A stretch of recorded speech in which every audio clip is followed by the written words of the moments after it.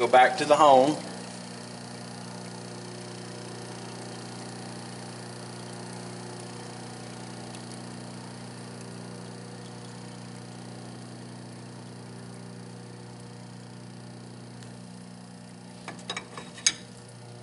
And we'll remove a little more material.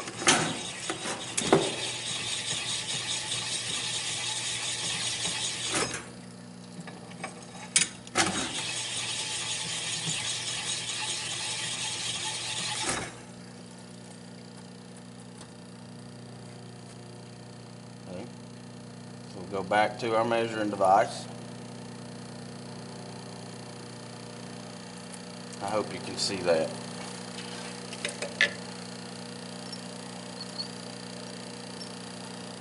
Okay, so my hole is indicating that it's pretty much round. It might be a half a thousandth out of round, but I'm 1 3/4 thousandths under size.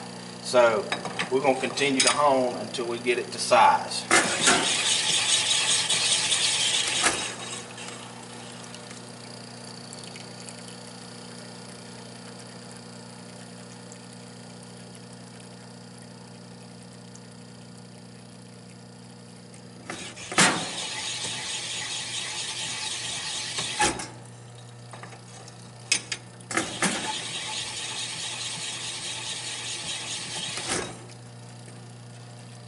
Go back and check. Okay, so it's indicating that it is 1/1000th too tight. So we took 1/1000th of material out. We're going to continue to take a little bit more.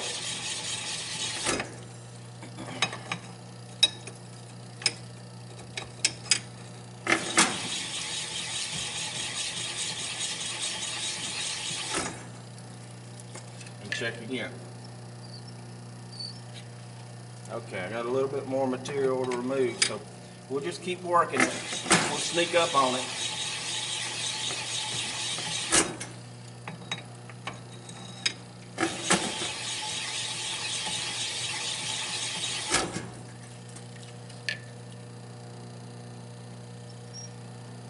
Okay, so we are 3 10,000ths off of our target.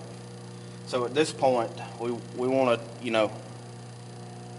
we don't want to remove a lot of material, but we want to walk it right into size. And you can see that all of the dye is gone off of the inside of the rod. So that's a good visual indicator to me that, hey, we're on target.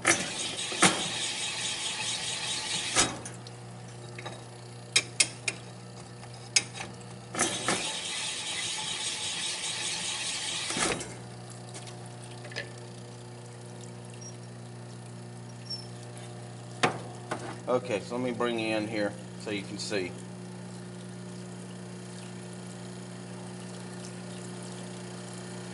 Alright, so we're at our final dimension, and I can't tell if you can see that or not. I can get a little bit closer for you.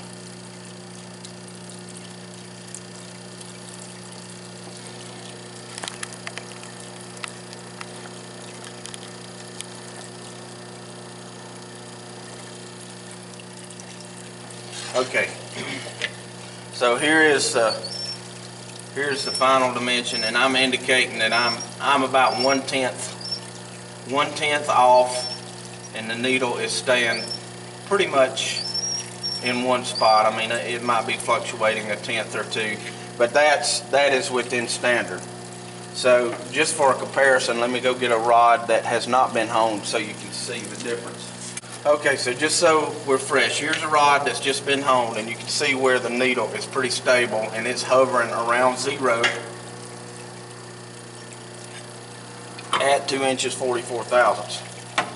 This rod has not been honed. It is still egg-shaped from the cap grind. So this is what that will indicate. So you can see how the needle fluctuates. So it's indicating that from top to bottom, it's 4 thousandths interference fit, but it is also out around 4 thousandths. So we'll send this rod back into the grind process, just like we did the number one. And I'm not going to show all 4 of these on camera, but I just wanted to show you, you know, how you achieve an internal bore with precision. I mean, this machine's old, but it works well, and you just have to take your time with it. You can't get in a hurry like you can with a big production machine. But I don't get in a hurry with my equipment. I take my time and make sure it's right. So okay, so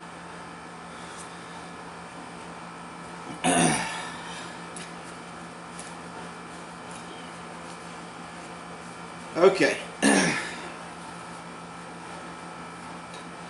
So we got our connecting rods kind of roughed into our final dimension. I mean, we may have to come back and adjust the bearings when they get here, but let me see if I can zoom in so you can get a look at that bearing surface. So that's a nice round surface to go with this nice round surface on the crankshaft. So that's kind of what we're looking for. If you look on the side of the rod, you can see some boogered up marks and ding marks. Now when these rods sit in the crankshaft, there's a journal register on either side of this rod that keeps this rod kind of sort of in place in the crankshaft. So we want to protect that area so that none of these ding marks damage the crankshaft as that rotating assembly spins. So what I'm going to do is I got a surface plate here turned over backwards. I don't do any lapping on my machine surface, but the back is flat enough to do kind of what I'm going to do. Now I'm just going to take this rod and I'm going to move it in a figure 8 position. If I can get it down here so you can kind of see what I'm doing. I'm just going to move in a figure 8 just like this. And I don't want to remove a lot of material, but I want to get those burrs and dings off. And that looks pretty good there. So we'll move over to the other side.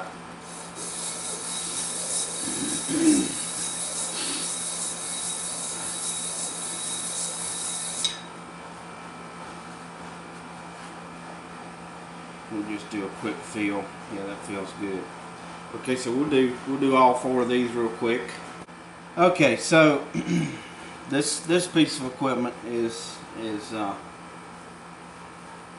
things are kind of hard to find, and most people nowadays when they build an engine, they just replace the rods, the connecting rods, and don't go through this process. But when you get one of these rare engines in here like the Go Devil or a Packard, trying to find those pieces of equipment are quite a challenge. And when you do find them, you have to pony up and pay, you know, top dollar for it.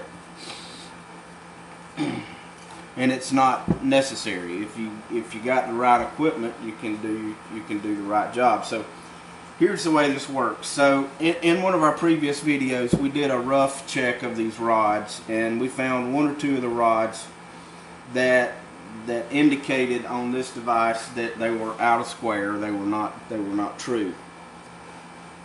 So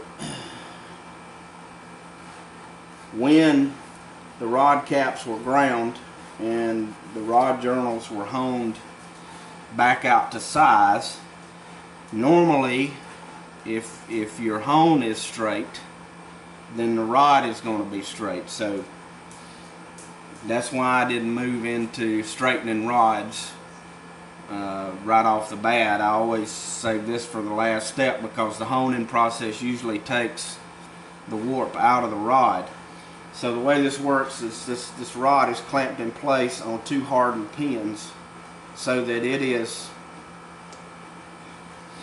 I guess perpendicular and parallel to the surface. Then I have a gauge tool that has a machine surface here, here, and two points here, and this is a machine surface. So what I'll do is I'll lay this flat against this machine surface, and then I'll rotate this gauge into the wrist pin on the rod. And if I see any daylight in between these two surfaces, then I know the rod is warped. So I'll check it all the way around as much as I can, and I'm not seeing any daylight. Then I'll sneak up underneath with the bottom side of the gauge, and I'm not seeing any daylight there. So we're going to say that this rod is good to go. Now we'll complete the other 4 rods. Okay, so this is rod number 1. So this is a rod that we've had some issues with from the get-go. So I'll be curious to see if we were able, because it was showing a mild amount of taper on the initial measurement. So let's do the last word here and see if we straighten that up.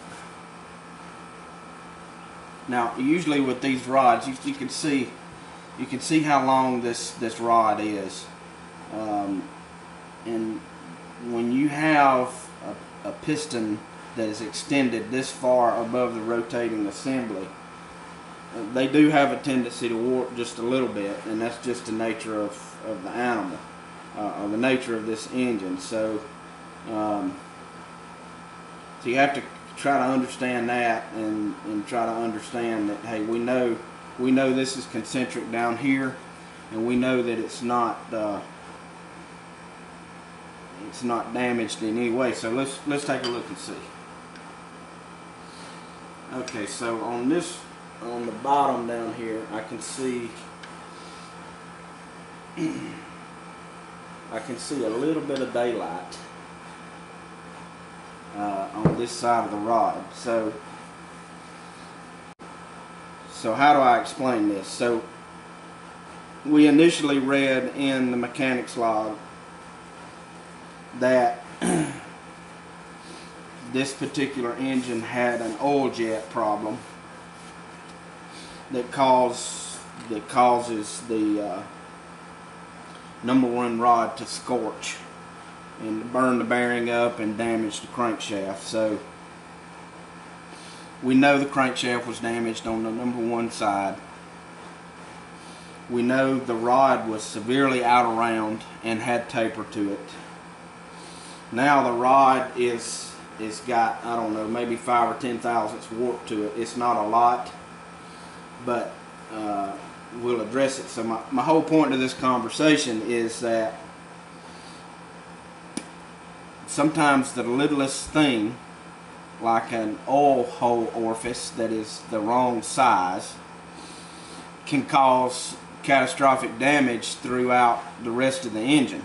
So I would take a gamble as to say that we could go out there and measure the bore on the number 1 cylinder, and I bet you that the number 1 cylinder bore would probably be worse than any of the other bores because of this oil jet issue. That we don't know that we have an oil jet issue problem, but we're gonna check that out when we go back with the build and make sure that this problem doesn't happen again, and address that situation before it gets into my buddy's hands. So so we want to give this engine every chance we possibly can. So what we're going to do to straighten this is